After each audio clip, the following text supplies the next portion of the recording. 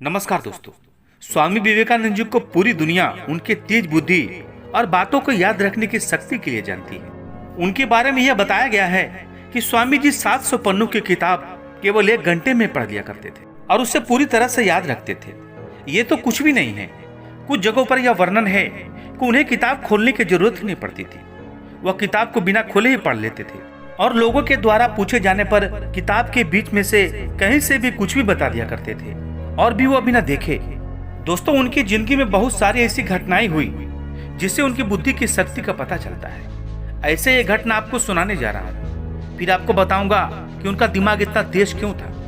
दोस्तों, आगे बढ़ने से पहले यदि आपने अभी तक हमारे चैनल को सब्सक्राइब नहीं किए हैं तो फटाफट कर दीजिए, क्योंकि इसी तरह की कहानी मैं हमेशा बनाता रहता हूँ और रहस्यमय बातें आप तक पहुँचाता रहता हूँ। एक बार स्वामी जी रेलगाड़ी में सफर कर रहे थे। उनके सामने वाली सीट पे 2 अंग्रेज लड़कियां बैठी हुई थी जो उनके भव्य कपड़े देखकर उनका मजाक उड़ा रही थी। स्वामी जी को लड़कियों की बातों का कोई फर्क नहीं पड़ा। वे चुपचाप अपनी यात्रा का आनंद ले रहे थे। अचानक दोनों लड़कियों की नजर उनके हाथ के घड़ी पर पड़ती है जो काफी महंगी लग रही थी। दोनों लड़कियों ने सोचा, इस स्वामी के पास इतनी महंगी घड़ी कहाँ से आई है, जरूर इसने चुराई होगी। फिर दोनों लड़कियां स्वामी जी के पास पहुंचती है और कहती है, तुम हमें अपनी ये घड़ी दे दो, वरना हम पुलिस को बुलाएंगे और कहेंगे तुम हमारे साथ बदतमीजी कर रहे थे। पर स्वामी जी ने उनकी बात सुनकर भी उन दोनों को अनसुना कर दिया और ऐसा बर्ताव किया जैसे उन्होंने कुछ सुना ही नहीं। तो फिर दोनों लड़कियों ने उन्हें इशारा करके समझाना चाहा कि वो अपनी घड़ी मुझे दे दो, नहीं तो वो पुलिस को बुला लेंगे।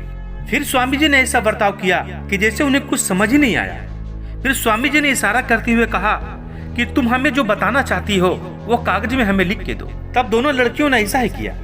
उसने कागज पर लिखा कि तुम हमें अपनी घड़ी दे दो, नहीं तो हम पुलिस को बुलाएंगे। कागज पर यह लिखकर उसने स्वामी जी को दे दिया। कागज पढ़ने के बाद स्वामी जी मुस्कुराने लगे और लड़कियों से कहा, अब तुम पुलिस बुला सकती हो, क्योंकि मेरे पास आपका लिखा हुआ सबूत है कि यह घड़ी मेरी है और तुम इसे छीनना चाहती हो। दोस्तों, एक छोटी सी और कहानी है जो उनके बुद्धि को दर्शाता है। एक बार स्वामी विवेकानंद जी एक नदी के किनारे बैठे हुए थे। वहां पर एक साधु आया और उसने बोला कि तुम यहाँ पर क्या कर रहे हो। स्वामी जी ने कहा, मैं यहाँ नाव का इंतजार कर रहा हूँ। साधु बोलता है कि तुम्हारा नाम क्या है। स्वामी जी बोलने लगे, मेरा नाम विवेकानंद है। साधु महाराज थोड़ा घमंडी थे। वह स्वामी जी से बोला कि तुम्हें ऐसा लगता है कि देश विदेश में जाकर भाषण देने से दुनिया बदली जा सकती है? तो ऐसा बिल्कुल नहीं है। और साधु बोलता है, मेरे पास ऐसी शक्ति है जिसकी मदद से मैं पानी के ऊपर चल सकता हूँ। और उस साधु ने पानी के ऊपर चलकर उस नदी को पार करके स्वामी जी को दिखा दिया और बोला कि क्या तुम ऐसा कर सकते हो? मैंने इस विद्या को सीखने में 20 साल लगाए हैं। स्वामी जी मुस्कुराए और बोले कि आपने अपनी जिंदगी के 20 साल इस विद्या को सीखने में बर्बाद कर दिया, जिसे एक नाव वाला 5 मिनट में नदी पार करा देता है। आप अपनी 20 सालों को किसी अच्छे कामों में लगा सकते थे, लेकिन आपने 5 मिनट बचाने के चक्कर में अपने 20 साल बर्बाद कर दिए। साधु बेचारा निराश होकर सोचने लगा और स्वामी जी के चरणों में गिर गया। स्वामी जी की बुद्धि बचपन से ही अन्य बच्चों की तुलना में काफी तेज थी, लेकिन यह बात भी सच है कि उन्होंने अपने मस्तिष्क को तेज करने के लिए स्वयं प्रयास किया था। स्वामी जी अपनी बुद्धि को तेज रखने के लिए 2 बातों का पालन करते थे।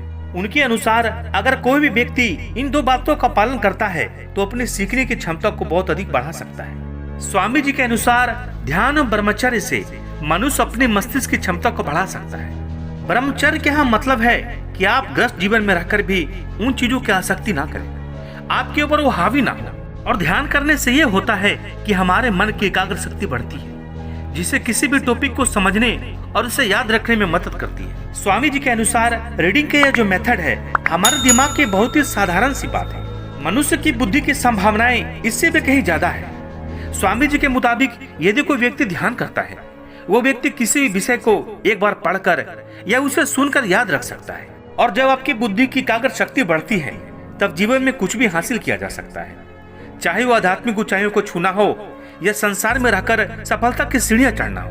दोस्तों, ये छोटी सी कहानी आपको कैसी लगी? यदि अच्छी लगी हो तो लाइक करें और अपने दोस्तों के साथ शेयर करें और साथ ही साथ हमारे चैनल को भी सब्सक्राइब कर दें। मिलते हैं अगली वीडियो में, तब तक के लिए धन्यवाद।